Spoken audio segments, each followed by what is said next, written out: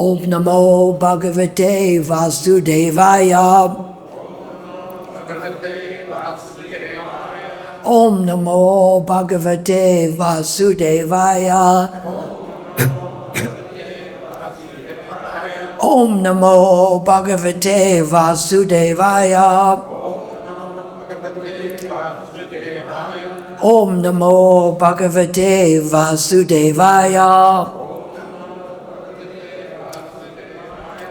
Now I'm going to say a particular prayer.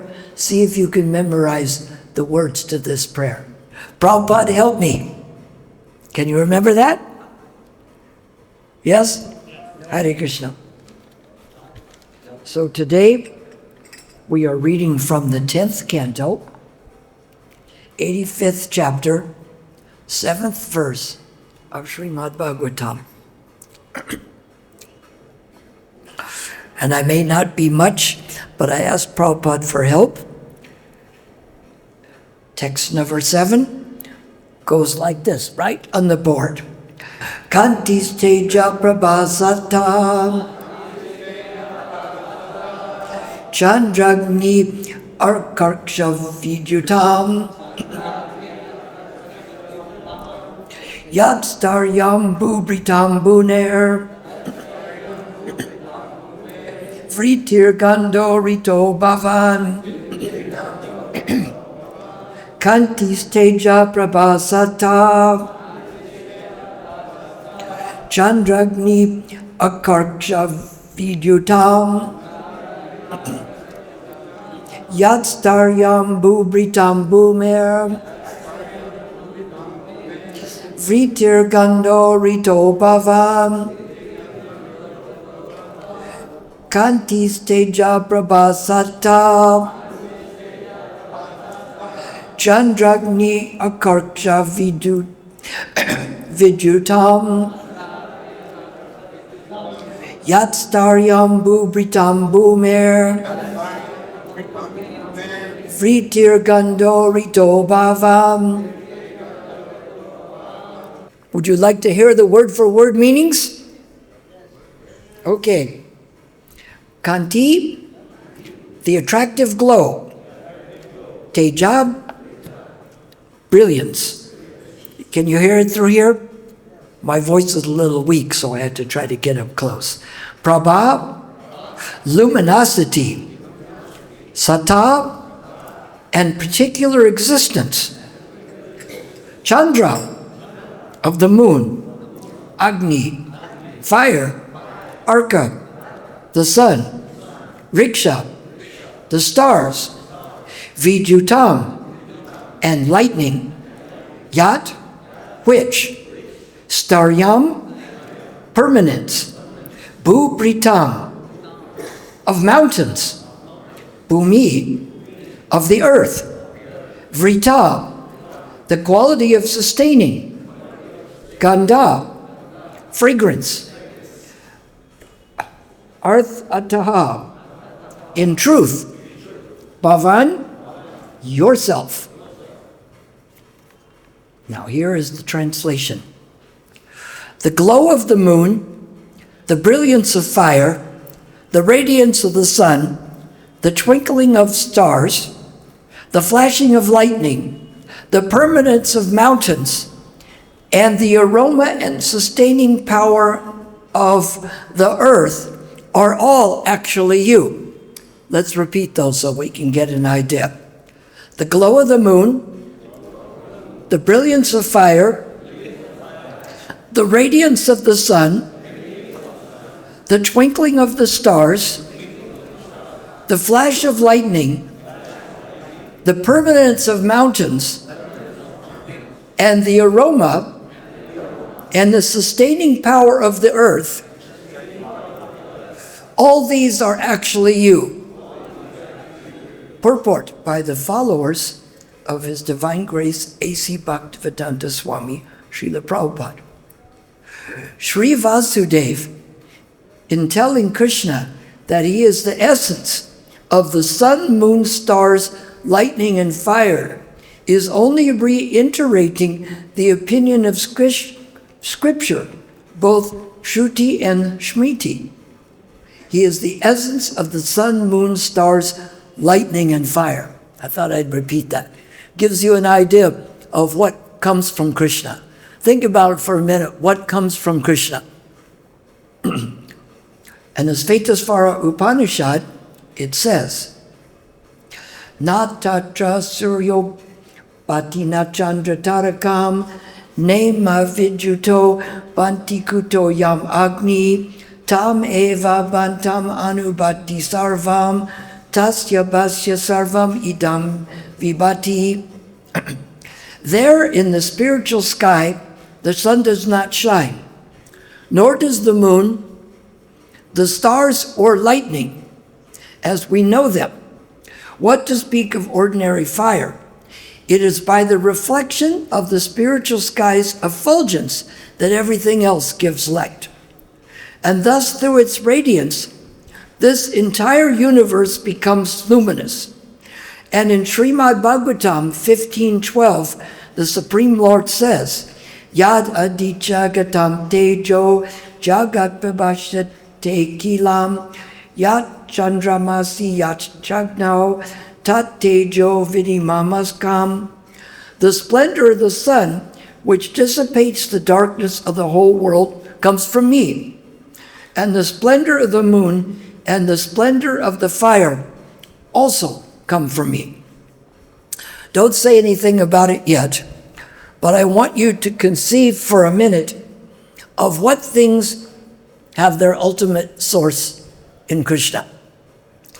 There's a riddle that goes along these lines, that the answer is the same thing. And here is the riddle. What is there that God can't do? It's what poor people have, and it's what rich people don't need materially. What is that? You figure out any one of them, you figure out all of them. What is the answer?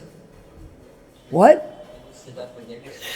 Okay, what is the thing that God can't do? Poor people have it.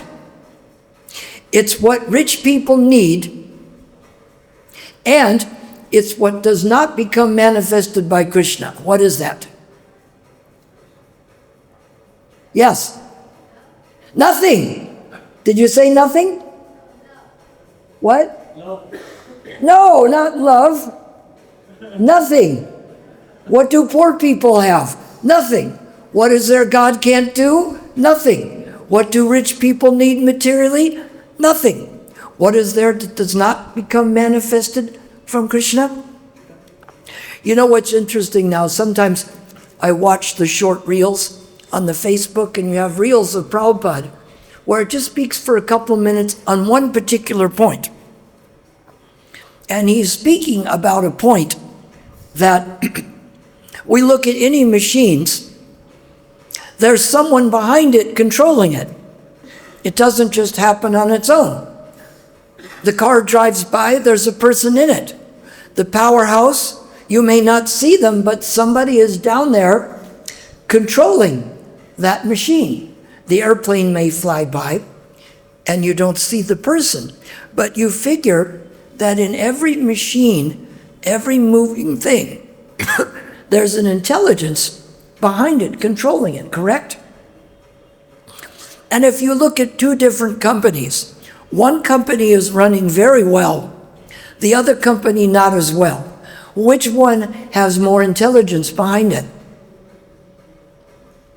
The one running poorly, correct? No, the one that's running well. So it's kind of an erroneous conclusion that people think, Prabhupada calls it the chunk theory. There's a big chunk, and it explodes in a disorganized manner. And then it forms solar systems where all the planets rotate around the sun in a perfect order. Do we see anything that comes disorganized, that all of a sudden becomes more organized than the things that people put together intelligently? If there's a big hill and one car is going to be driven by a person, the other one we just let it go, and one of them veers off to the side, which one is that? The one being controlled by a person or the one without control? The one without organization. So to think something as disorganized as a big explosion can become the most organized thing is a very erroneous conclusion. To think of this, we see there's something similar in it. The Christians believe in a creation theory. And what we have has a similarity to this idea of the chunk exploding, but it doesn't explode in this disorganized manner and become organized. It's created by the greatest intelligence, Mahavishnu, and it comes in a seed form. It doesn't explode, it expands. And from there, all of the planets go around the sun. But we have to figure that that system has to have a greater intelligence than the things that are not so well organized. But people don't believe in the things they can't see. In fact, Isaac Newton, he discovered the gravity, and he, of course, believed that this universe was created by God. And his friend says, well, I don't believe it. So what he did is when the friend was sleeping, he went in his living room and he made a model of the solar system, and with a bicycle you pedal it and all the planets go around the sun. The man woke up and says, what is this? Isaac Newton said, well, it's self-manifest. He said, that's not possible. And Isaac Newton said, well, it's a model of the universe. If you don't think the model can self-manifest, how do you think the actual thing can self-manifest, right? It's just like inside they build a model of the structure that's going to be built next door with the new rooms and all of that. There's a model of it.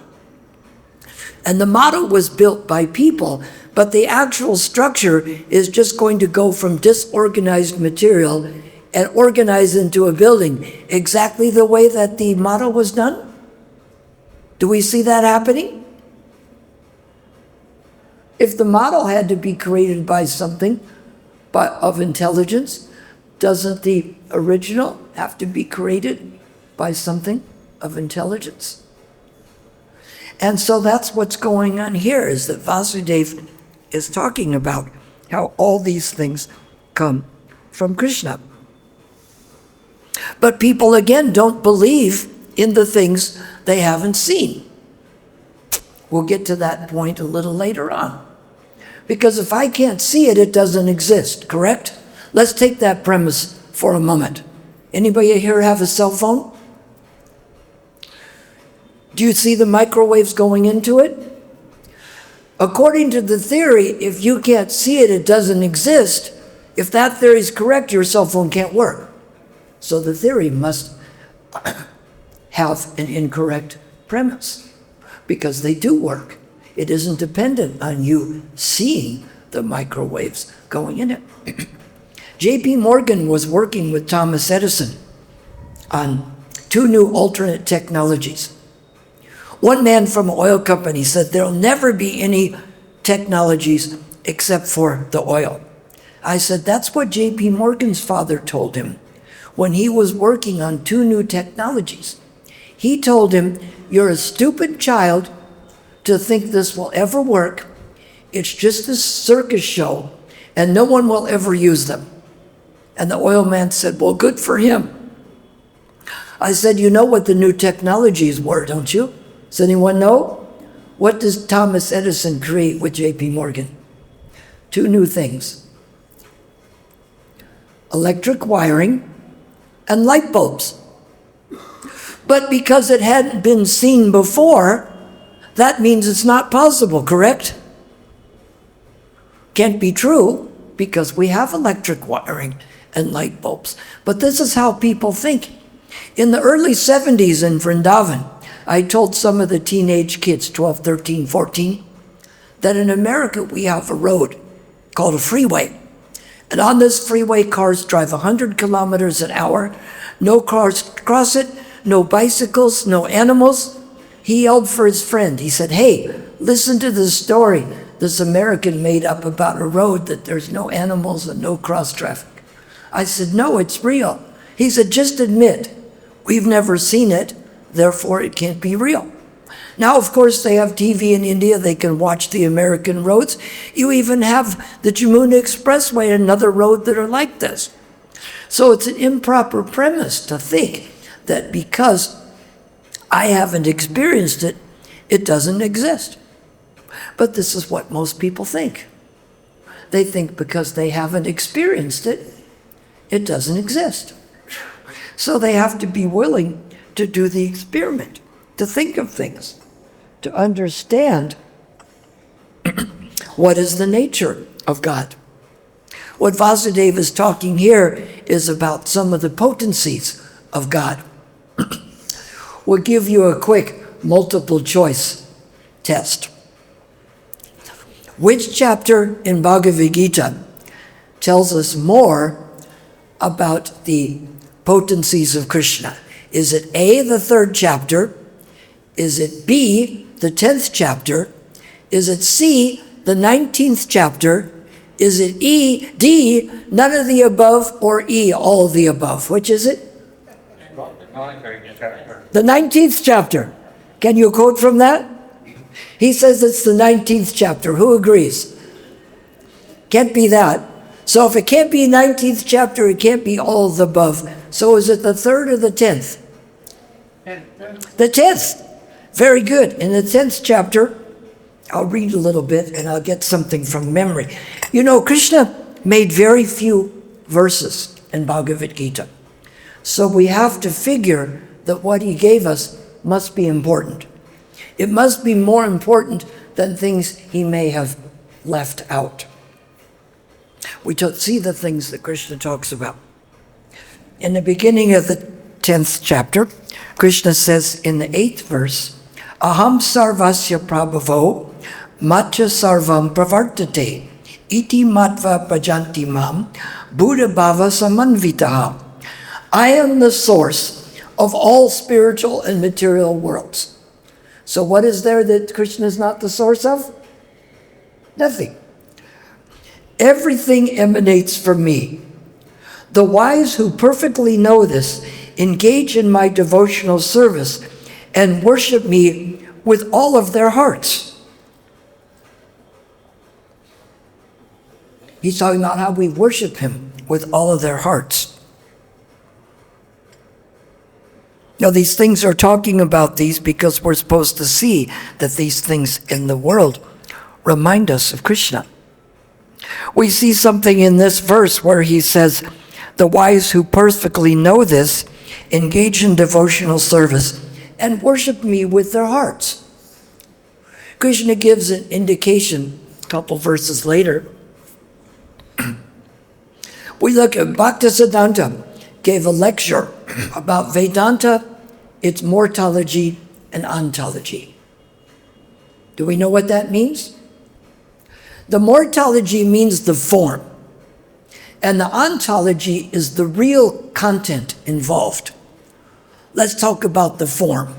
You can put me in a cricket outfit, give me a cricket bat. You can even put number 10 on my uniform, put me on the cricket field. Form looks good, but do I have any content? No, I know nothing about the cricket game.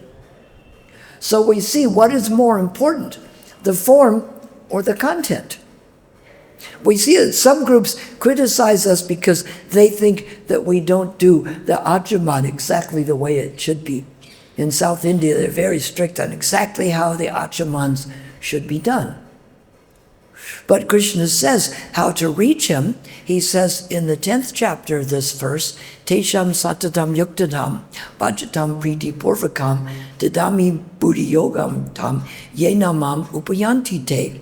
To those who are constantly devoted and worship me with love, I give the understanding by which they come to me. This is the content. This is what's important. Not whether someone did achaman exactly correctly and did the many sacrifices that they did in past ages. It's the content of this. It's the process. Krishna says, Sarva dharma pradityaja mam ekam saranam vraja. Aham tvam sarva papebhya mukshaya asami mastu chaha. Give up all varieties of religiosity and just surrender unto me. Do not fear, I will relieve you from all sinful reactions. It means not that we give up religious practices, but we give up all these different kinds of practices that aren't quite as important. Krishna says also in this chapter, I am the super soul seated in the hearts of all living entities. I am the beginning, the middle, and the end of all beings. The next verse of the Adityas, I am Vishnu. Of lights, I am the radiant sun. Of Maruts, I am Marichi, and among the stars, I am the moon. 22, of the Vedas, I am the Samaveda, and of months, I am December, November, December. Of the senses, I am the mind. In the living beings, I am the living force, consciousness. Of the Rudras, I am Lord Shiva. Of the Yakshas and Rakshasas, I am the Lord of Wealth, Kuvera. Of the Vasus, I am fire. Of mountains, I am Meru. Text 24, of priests, I am Brihaspati, the chief. Of generals, I am Kartikeya. Of bodies of water, I am the ocean. He is showing that he is the most splendid of any of these things, because there's lots of bodies of water, but the ocean is the main one. So we look to the ideas that Krishna gives us in Bhagavad Gita to understand how we can see Krishna everywhere. People don't believe in it, just like they didn't believe in the electric wiring and light bulb, because they hadn't seen it. Their premise is, therefore, it doesn't exist. You think, oh, well, the chanting of Hare Krishna doesn't work. Like saying, oh, a computer doesn't work. Have you tried one? No. Cell phone doesn't work either. If I tried it, no. So if I say the computer doesn't work, the cell phone doesn't work, and the chanting doesn't work, if I never tried any of them, am I qualified to make that statement? No, I'm not. You have to try it before you make that statement. So we find the things we do are not something that's speculated. We find the things we do have to be more close in time, like what Krishna gave in Bhagavad Gita, and what Lord Chaitanya showed us how to practice, and specific, what Prabhupada gave us now. It's just like if you have a disease, you go to a doctor and he tells you what now. You can't say, well, a doctor thousands of years ago said you should do this. We go by what our own guru says in the most recent time. But he's not contradicting Bhagavad Gita. He's going by what it says. The 25th verse in this chapter is a very interesting one that tells us something. Let's see. Of sages, I am Vrigu. Of vibrations, I am Om. Of sacrifices, I am the chanting of the holy names, Japa. Of immovable things, I am the Himalayas. So that tells us that we shouldn't move the Himalayas. Tells us something interesting about sacrifices. So in the morning after Mangal Arti, they take people into Prabhupada's samadhi to engage them in sacrifice. Must be the fire sacrifice that people talk about in the ancient Vedas. Is that it? Don't they talk about fire sacrifice in the Treta Yuga? Isn't that the process in Treta Yuga? Is that correct? Is it? It is, isn't it? So we should be training people how to do the fire sacrifice. But this isn't Treta Yuga. So why do we engage them in the chanting of japa? Because Krishna says, of sacrifices, I am the chanting of the holy names, japa. Is it very difficult to perform this sacrifice? You just have to be willing to go into that building, put your fingers on beads, and say the words. Krishna and Lord Chaitanya and Prabhupada make it easy for us in this age. The chanting of the holy names, japa, is the sacrifice. That's pretty clear. Not how many achamans you can do or the fire sacrifice. Where does Krishna mention fire sacrifice in Bhagavad Gita? He does in the 4th chapter, in the 26th verse. He says that the brahmacharis offer the process of hearing in the fire of the controlled mind. So the fire of the controlled mind, you burn the things up by saying the mantra and thinking about something else. What else do we think about when you're chanting? It's the same thing God can't do and poor people have it. It's nothing. We think about the names. We chant those holy names. That's the sacrifice. And the fire we use is the process of the controlled mind. In verse 27 in the 4th chapter, he also mentions about performing activities. This is the devotional service, and offer that in the fire of the controlled mind.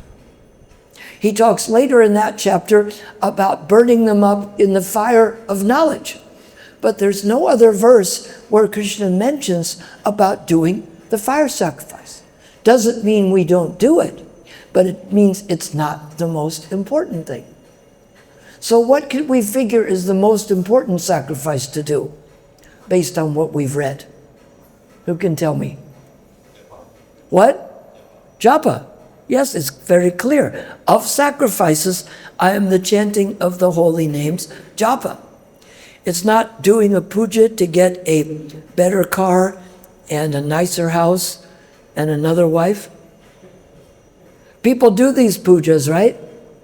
Was there any verse like this in Bhagavad Gita? People think there's all kinds of verses. In Laguna Beach, one man told Tukaram, he says, Krishna says in Bhagavad Gita that life is just a game, you just have to play it. And Tukaram says, oh really, where is that verse? And of course he knew it wasn't there. The man is nervously looking through the Bhagavad Gita. Of course he gets to read verses. And did he find it? If he did, it would be in the 19th chapter that doesn't exist. But if we're going to quote verses from Bhagavad Gita, the first thing would be to find out whether they're actually there. Because if you quote a verse, people can look it up to check it. If I say, Krishna says, life is just a game, you just have to play it, people can check and find that it's not there. So if we're going to quote it, we have to look it up. So Krishna is showing us how he exists in this world.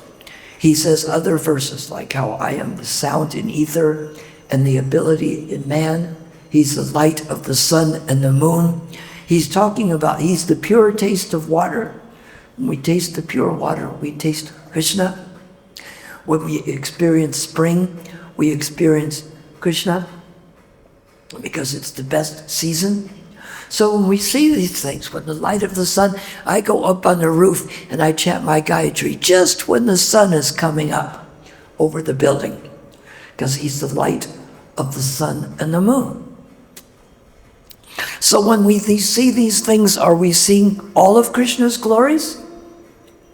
This is what's amazing. At the end of the 10th chapter, Krishna says, all these beautiful, glorious, and mighty manifestations spring from but a spark of my splendor. So if all these things we talked about, the ocean, the light of the sun and the moon, these are great big things. If all these things spring from but a spark of his splendor, and the obvious thing to see, as Prabhupada said in the reel, that you can see these on Facebook, especially you put a couple in at Prabhupada, they'll give you more of them. Whatever you ask for, you get more of them. And it's good because it just gives one point. And the point was, Any moving thing has an intelligence behind it. So the fact that the sun comes up on schedule, sometimes the train shows up late, right? Because it's organized. But if the train shows up late and the sun always shows up on time, this tells us that who's ever behind the sun, that their intelligence and their organization is more advanced than who's ever running the train schedule. It can't be that the things that are more organized are happening by chance. That can't be possible. It has to be that the things that are more organized have more intelligence and more organization behind them. But if all those glorious things spring from but a spark of the splendor, and Krishna says in the last verse of the 10th chapter, but what is the point of discussing these things? Because with just a fragment of myself, I create all these wonderful things. So if this is what's going on externally, then what must be the real nature of Krishna and Krishna's pastimes? This is why we study the pastimes of Krishna in Bhagavatam. And this is why we see Krishna presents the different things at different times. Krishna lets the devotees know that he's God and he's the form of God, and that he is the one who manifests all these glorious, beautiful, and mighty manifestations. That's the form of Krishna's activities. But Krishna is more interested in the ontology, the content. When Vasudeva says to please cover the fact that I'm your son, and let me just think of you as the Supreme Personality of Godhead, Krishna changes it up. He switches it up the other way, so that Vasudeva is thinking of Krishna and Balaram as their sons. So we think that some things are absolute, like God, and things like us are relative. But what is God? Is he absolute? A. Is he relative? B. Or is he C? Both. Which is it? Both. God can be absolute and relative at the same time. People have a hard time with this. Brahma thought, well, is Krishna God or is he a cowherd boy? Because of course you can't be both, can you? I mean, it kind of defies logic. But if Krishna wants to be God and a cowherd boy, so this was kind of bewildering to Brahma. And Brahma played a trick on Krishna. And to make Brahma think the trick is working, Krishna played as if the trick was working. Because if you're going to make a counter trick, the best thing is to make the original trick look like it's working. So then he made the counter trick. And Brahma was so confused. And then Krishna removed that. And Brahma offered all these elaborate prayers. Brahma's like the first person in the universe. He's mentioned right there in the beginning of Bhagavatam. It says, Om Namo Bhagavate Vasudevaya Janmadasa Jataha Narad Itaratascha Arthesu Vikanaswaran Tene Brahma Hridaye Adikavaye. That this knowledge was imparted into the heart of Brahma, the original philosopher. He's right there in the first verse of Bhagavatam. But he's offering all these prayers to Krishna. And Krishna's like, yeah, Brahma, that's nice. But I want to go and play with my friends right now. So the content, the ontology, what Krishna is considered more, is like our offering of love. Not what title we give ourselves, not what number I put myself on the back of my cricket outfit, because I can't play cricket. What difference does it make if I put 10, 13, or 0? There's nothing there. It's the content of what I'm doing for Krishna that's important, the love we're giving. Not that we consider ourselves the big high head potentate. The potentate is like the Pope, and consider how important we think we are. But what service can we do? How can we bring Krishna to other people? So as Krishna is showing that we can understand Krishna by seeing that Krishna is the light of the sun and the moon, he's the taste of water, These are kind of external things that bring us to Krishna. And we experience some of these things. It's just like if you plug in the light and turn on the switch and the fan goes, you experience electricity. So in the same way, you experience Krishna's energy in this way, and Krishna becomes real. So Krishna says if we take a step to Krishna, he takes 10 to us. That's a better deal than what Janardhan Swami was talking about, that if you give Maya an inch, she gives you a mile, right? No, she doesn't give you a mile, she takes it. So you're losing out to a big ratio. But if you take one step to Krishna, he takes 10 to you. So the best things we can do is figure out how we take steps to Krishna. We can take steps just to get ourselves to the temple. Of course, we take steps to get there, and we take steps to offer obeisances and sing and offer the fire sacrifice of offering the hearing in the controlled mind when we're chanting at the Mangal Artik, when we're chanting on the beads. And people always ask for blessings. But the real blessings, Krishna says that one who teaches this science to my devotees is the most dear, and never will there be one more dear. So if we really want blessings, we make the Krishna available for certain things, because if it hasn't been told to people, they don't know how valuable it is. You know, last week I was selling 500 rupee notes for 50 rupees and nobody bought any. You know why? It didn't tell anybody about it. So Prabhupada's books might be good and the mantra might be good, but if people don't hear about it, they won't know. That should be an obvious point. I'll put a few things in my life, how people brought Krishna to me, and it all came from Prabhupada. I went to a music festival recently. Well, I guess it wasn't recently, it was 1967. And at the end, they had lots of food booths. And the Mystic Arts World people from Laguna Beach, they got together and they were singing a song. And I said, what is this song? And one of the Brotherhood people from the Mystic Arts said, well, there's a Swami on Pico Boulevard. Now the LA Temple now is on Watsika. When I first went in 70, it was on Venice, and it was on Venice Boulevard. Not on Venice, I'm sorry. It was La Cienega. I'm sorry, La Cienega. But I went to La Cienega, but I didn't go to the Pico one. So they said the mantra goes like this.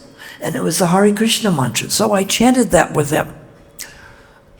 You take the step to Krishna. A couple days later, I'm with a friend of mine in the canyon, and he's shooting at these animals.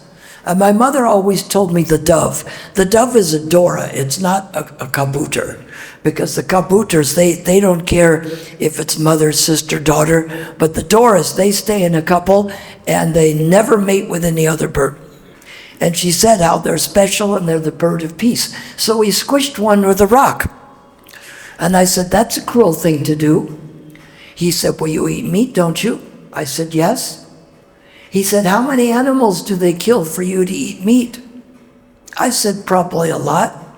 He said, so does it make me any worse to kill one more bird? I said, you're right. He said, so it's okay for me to kill the animal?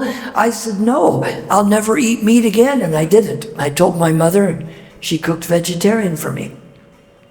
So after that, the Mystic Arts World people, they had a big store. One part had clothing, one part had imports, one part was a vegetarian health, and there was a bookstore. So friends of mine would work there, and they'd ask me to watch it for 10 minutes. But their watch must work slow, because the 10 minutes was 30 or 40. And I found a book called Teachings of Lord Chaitanya. And it told me that bhakti means I just ask God for some way to serve him. I don't go with a big shopping list.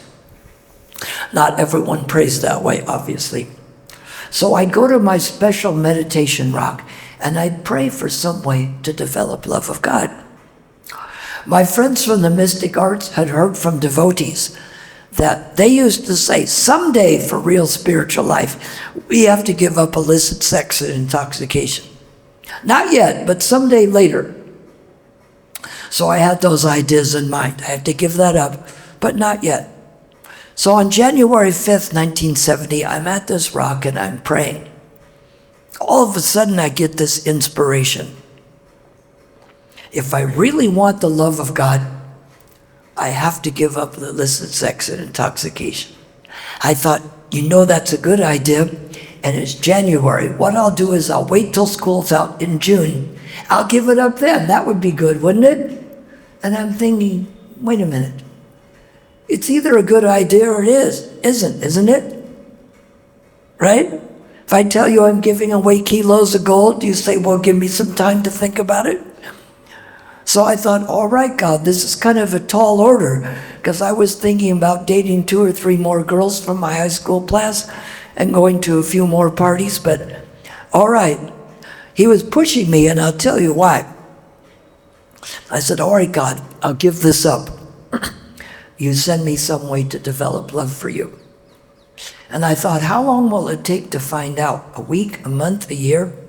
I opened my eyes, and as far away as the first is, was a devotee in saffron walking my direction. And I thought, Hare Krishna, that's what I'm supposed to do? And he comes up and I says, what are you doing here?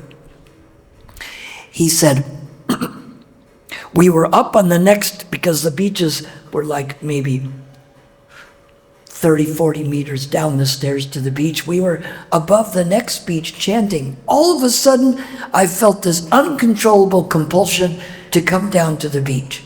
He says, would you like to come and chant with us? I said, I think that's exactly what I'm supposed to do. So when we take the steps to Krishna, he takes more steps to us. So you see here, we arrange for people to take steps to Krishna as it's given here in the scriptures. That's why when we engage people in a sacrifice, it's not the Agni-hotra yajna, it's the chanting of japa. Because Krishna says, of sacrifices, I am the chanting of japa. We didn't just one day think, maybe it'd be a good idea if we chant on beads and have other people do it. It's mentioned here in Bhagavad Gita. It was taught to us, of course, by the 6 Goswamis and by Prabhupada. And so when we bring these tastes of Krishna consciousness to people, they can get more of it. Just like when I get that sun come up, if I hang around, it comes a big sun. At first, there's just a peep of light, but if I stay in that light, I get more and more, and eventually I see a big sun. So what we do is we create ways for people to experience Krishna.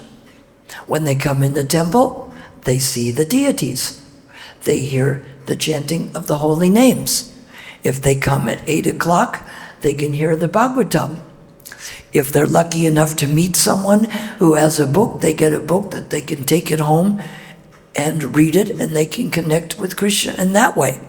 If they eat, we don't have food here, we have prasadam. If they eat that, they can also come in contact with Krishna. So we create ways for people to experience Krishna.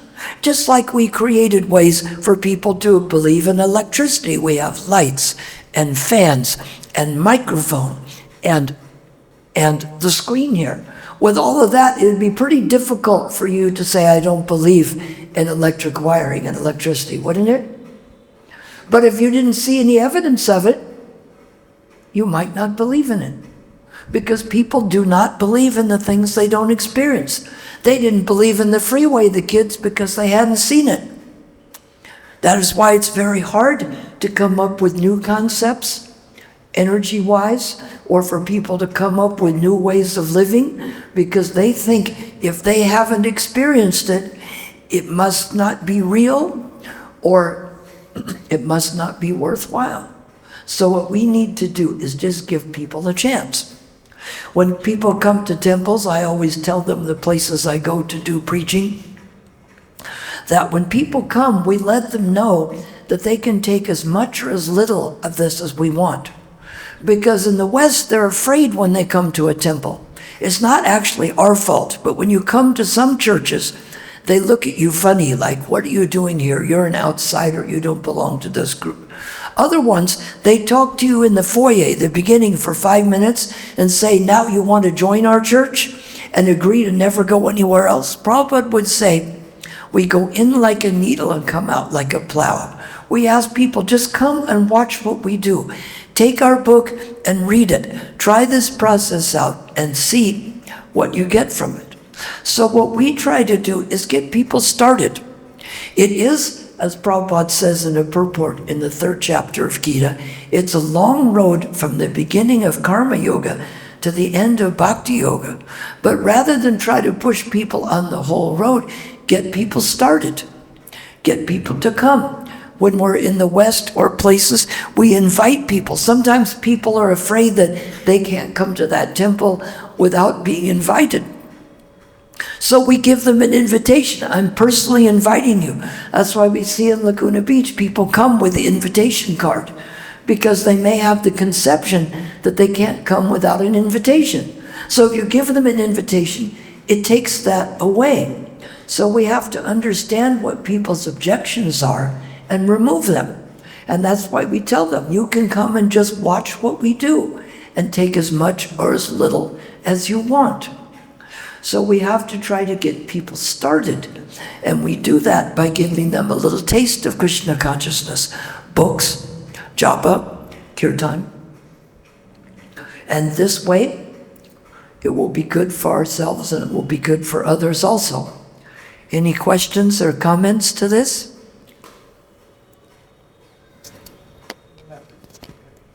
Yes, microphone? Over here? Wait, thought you got us over here. Yes.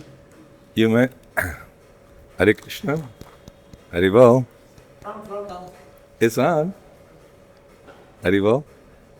Now I don't believe in electricity. Oh, down there you need to turn it on. So many switches. Oh, thank you. You're mentioning Krishna says, I am the sun and moon of aquatics, I am the shark of Himalayas. Yes. In one sense, Krishna is everything. He's everything. So why can't we just, really, you can worship anything and worship Krishna. So what's the significance of naming all these different categories that I am the Omkara, I am, a lion, or, of gods, I am such and such, but frankly, he's everything and everyone. So how does it make any differentiation for us to understand that these specific things are more Krishna than other things? Because Krishna's in every atom, he's everything. Krishna does say that these are just a sample, but he also, as we discussed in the end, he says all these beautiful and glorious manifestations spring from but a spark of my splendor. So he's saying that all of these things like the shark and the ocean, all of this put together is just a spark of his splendor. So if Krishna is Govinda, the reservoir of pleasure, we go to the original source. If he's the source of these things, then we should go to the source and not to the manifestations. Because all of those together, it's funny, some people say, well, why does he say I'm a shark and not a whale or a dolphin? Because whales and dolphins are not fish. But if all those things just spring from a spark, then the original must be even more glorious. Go to the original. Yes, go to the original. Anything else there? Hare Krishna, Prabhuji Dandatna, Suri Maharaj. So I wanted to know how, after seeing Jagannath eyes, Yes. in our heart, our heart is melting. Why like this? Why his eyes are like that? After seeing Jagannath eyes, heart is like somebody is squeezing heart. Well, because this is Krishna in his greatest ecstasy when he's hearing Rohini tried to tell, because she was both in Dwarka and Vrindavan, so she tried to tell at Kurukshetra, the residence of Dwarka, all about Krishna's pastimes. But she said, keep Krishna, Balaram, and Subhadra away. But they showed up and they heard about it. And they went into such ecstasy that their arms and legs went in their body and their eyes got huge. So this is the form of Krishna, Balaram, and Subhadra when they're in Kurukshetra, hearing about how they would like to be back in Vrindavan. So that's the mood of it, is the mood of being in Kurukshetra, but wanting so bad to go back to Vrindavan. But Krishna reveals those, like we said in that 10th verse, to those who are constantly devoted and worship me with love. He gives the understanding.